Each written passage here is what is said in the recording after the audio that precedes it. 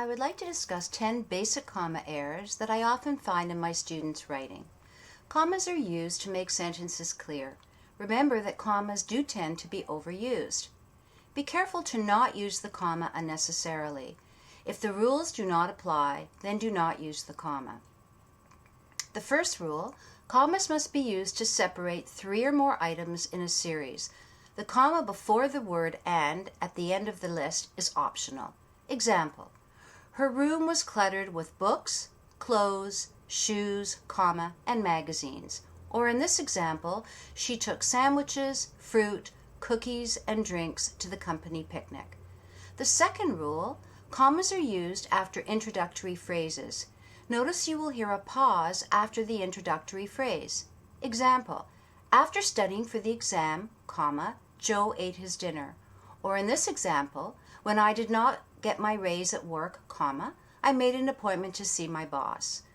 The third rule, commas are used to set off transitional words or expressions. In this example, nobody, for example, did their homework last night, or she will, comma, nevertheless, comma, finish her homework tonight. The fourth rule, commas are used before and after words that may interrupt the flow of thought. Example, Sam, our new friend, is a chef at a famous new restaurant. Or, her favorite foods, pizza and tacos, are her top choices. The fifth comma rule, use commas in addresses and dates. In an address, you must place a comma after each part of the address.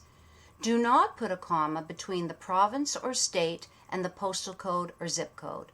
In this example, he lives at 124 Main Street, comma, Toronto, comma, Ontario, and then your postal code or zip code. In a date, you must place the commas after the day of the week, the date, and the year.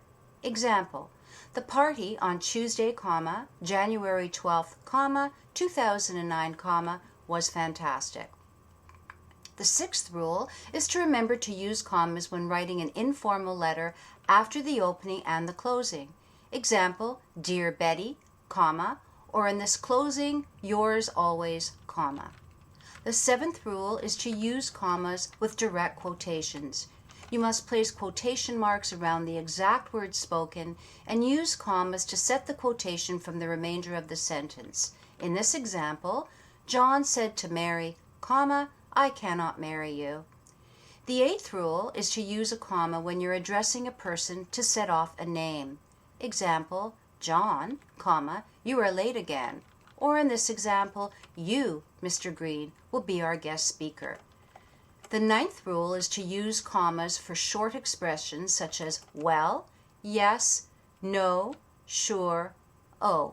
Example, yes, comma, please come in, or oh, he forgot to lock the door again. The 10th and final rule is to remember that commas are always used between two complete ideas when you use the joining or coordinating words and, but, for, so, yet, or, nor. You must put the comma before the joining word.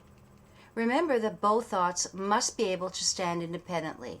Example, I was studying all day, comma, and I spent the evening cleaning the house.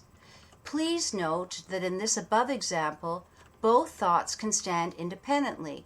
I was studying all day is one thought. I spent the evening cleaning the house is your second thought. You must therefore use the comma to join the ideas. Do not add a comma if a sentence has a joining word unless there are two complete ideas. Each of the two thoughts must contain both a subject and a verb. Review all these comma rules and be careful to not use the comma unnecessarily. Remember that if the rules do not apply, it is better to not overuse the comma. In general, if there is any doubt about whether or not you should use a comma, do not use it.